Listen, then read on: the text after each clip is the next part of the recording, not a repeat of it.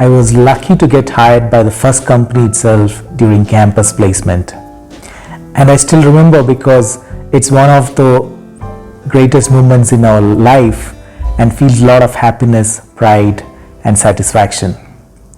Now, the thing about campus placement then was that once you accept the offer, you are no more participate in the rest of the placements.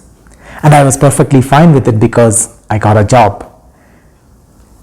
Of course, many companies followed after the first placement, and those organizations appearing to be better in terms of compensation, work location, and other benefits. Now suddenly, the initial joy and happiness and pride slowly starts diluting. Now I wondered what happened. What's the science behind this? I'm sure it's not just being jealous or greedy. Now imagine you are an Olympic athlete. What medal would you like to win? A silver or a bronze? I'm sure very few would opt for a bronze.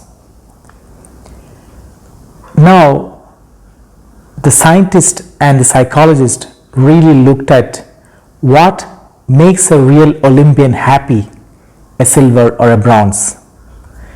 They looked at the past videos of the winners in podium and asked the viewers to rate it, of course without showing what kind of medal they won. And it came out that the bronze medal winners were more happier than the silver ones. How did this happen? Now don't confuse this with keeping a low expectation or aspiration for not reaching for the gold. This is about your feelings and happiness quotient after the event, how you feel or how you feel about the event and what you take it forward. I learned few principles which is related to this aspect. One is named regret aversion, and second is about expectation gap. There are many research done around this, including NatWest, a social influencer on expectation gap, and even Eckhart Tolle on the secret of happiness and how to be one with life. Here in short, you have objectively achieved more but experienced greater regret. Or other way to look at it is that when your experiences surpasses your expectations, you feel happy. Now to explain the expectation gap, there are majorly three aspects which builds up the gap or disappointment, ultimately feeling into unhappiness. One, our imagination. Two, our reality. And three, our past. On imagination, a typical example is that suppose you had your visit to Paris. The most happiest or memorable moment may not be clicking the picture in front of Eiffel Tower. It could have been unexpected coffee or a hot dog you had by the nearby cafe, or an experience with a stranger while you were climbing up the tower.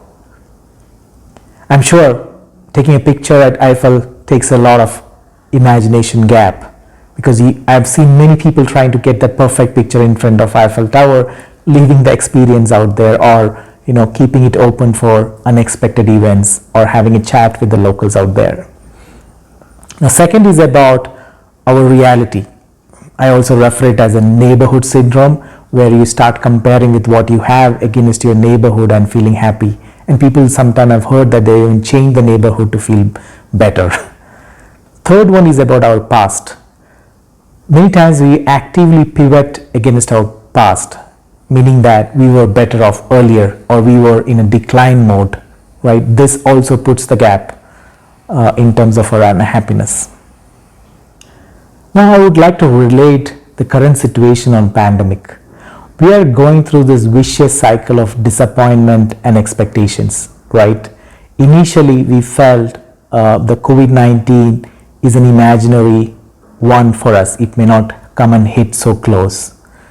As the days move, we keep seeing new information coming in, and we started to realize that The fact of the matter now is that we all need to go through this. So consider this.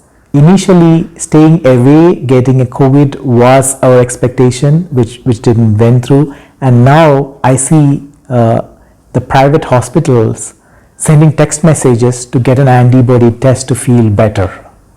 And this is really an expectation gap evolved during this time. I believe this is a battle between our self and the new self, and that's driving to a new normal. Thanks for watching this and sharing my brain bite. Be safe and have a great day.